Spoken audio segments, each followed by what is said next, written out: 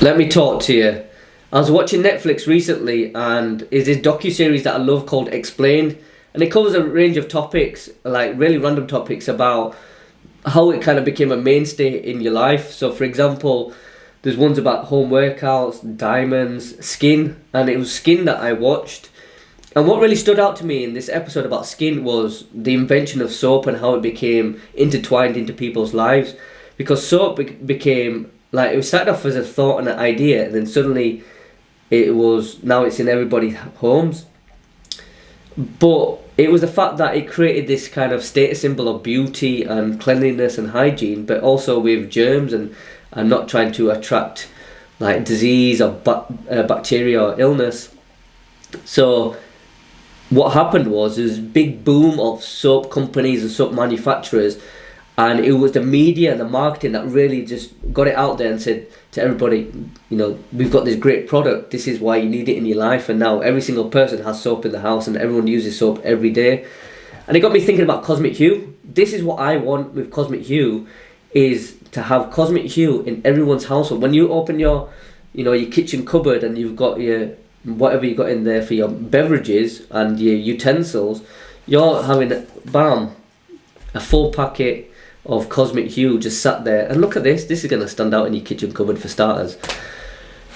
And I want it to be hugely mass market because right now we have this coffee culture, which I'm coming in, and actually I'm running the show with Fifth Ray, by the way, because coffee is huge, right? And people, I need my morning coffee, I need it to perk me up, I want to start my day with coffee. Okay, that's cool. But there's a big problem with that. With caffeine and coffee, if you stop coffee, you get withdrawal symptoms. And if you consume anything and you get withdrawal symptoms, it's a drug. And, caffeine is acidic, and every disease known to man thrives in an acidic environment. And it can make you feel jittery, it can make you feel anxious, coffee as well. You don't get that with Cosmic Hue. Cosmic Hue actually does the polar opposite because it's alkaline for starters, and no disease is going to able to thrive in an acidic environment. In fact, we want our gut to be in a neutral to alkaline state, alkaline ideally, for optimal health. Cosmic Hue boosts the immune system, it strengthens the immune system. Coffee weakens the immune system. And also with Cosmic Hue, it's actually elevates your mood, it reduces your stress and anxiety levels. 90% of your stress is in your gut. Your gut is your second brain. Your hormone cortisol is your stress hormone. Then you've got dopamine and endorphins, which are your happy hormones, your mood elevating hormones. They're in your gut. But if you're having coffee, then that isn't going to help your second brain at all. It's not going to help your mood. But Cosmic Hue does, because what's happening is you're putting a flurry of good bacteria into your gut microbiome. You're really I don't know how to present this, but it's making your gut happy in a lot of respects. It's your second brain. Your second brain, your gut, has the same neurotransmitters as your brain does, and they talk to each other via the vagus nerve. So if you really want to have true energy as well, and I'm going to talk about energy, is coffee. I need to be productive for work, I need to be stimulated because I'm really tired. Yeah, coffee gives you the illusion that you have more energy, but you don't physically have more energy. It's a lie. It's a trick on the mind.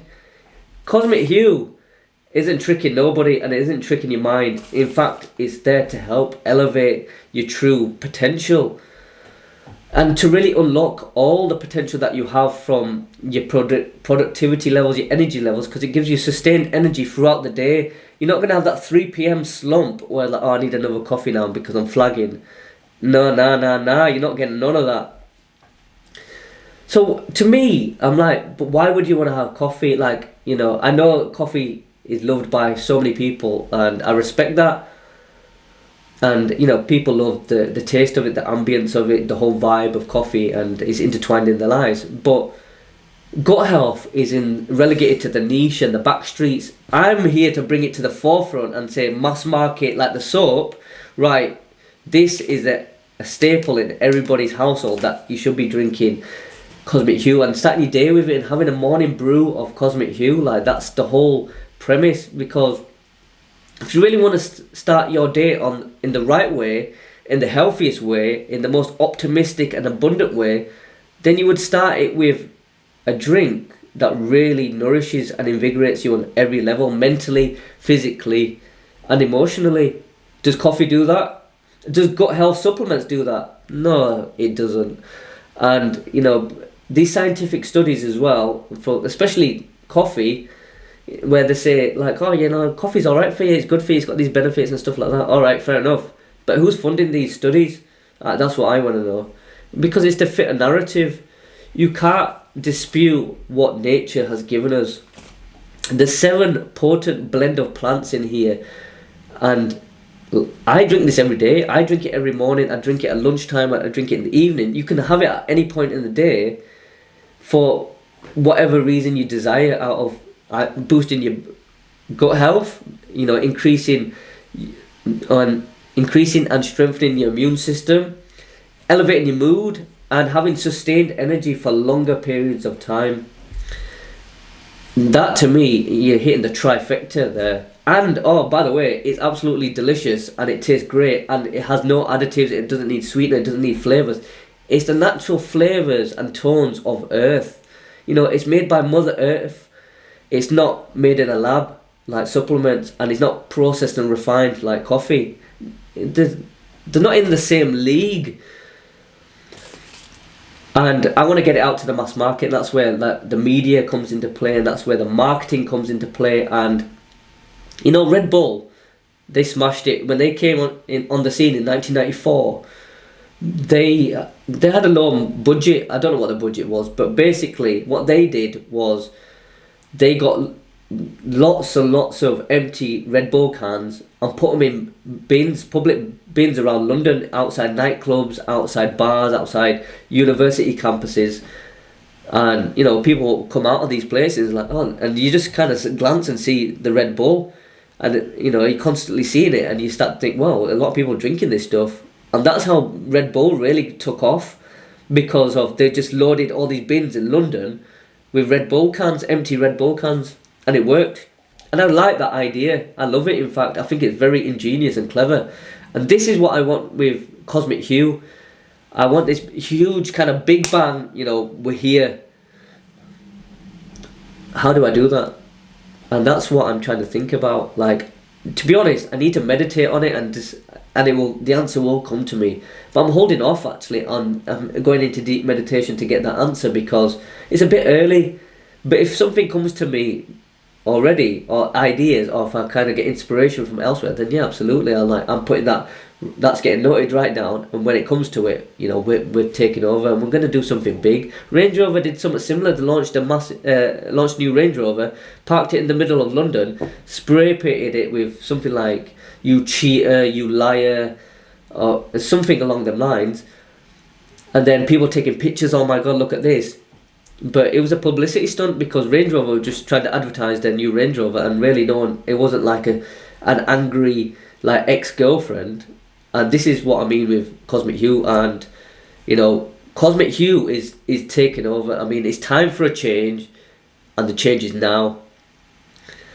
So for everyone who's following me on this journey, like, we're not even warmed up yet, we're not even heated up, it's not even lukewarm, just simmering. And this simmer is like white hot right now. So imagine when it takes off.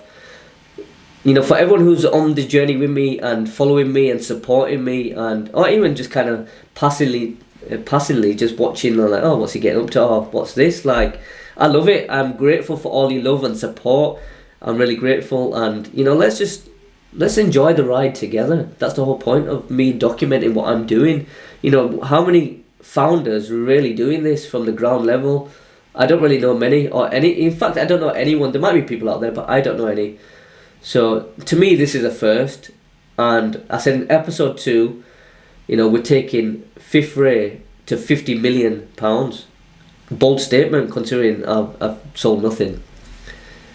And it's ambitious, but where's the limit? there's no limit. I'm doing everything within my power to achieve my dreams, and that is to help millions of people around the world and really invigorate them and upgrade their health and their daily routine. So keep following me on this journey, share it with your friends and family, and I'll catch you in episode 12 next week.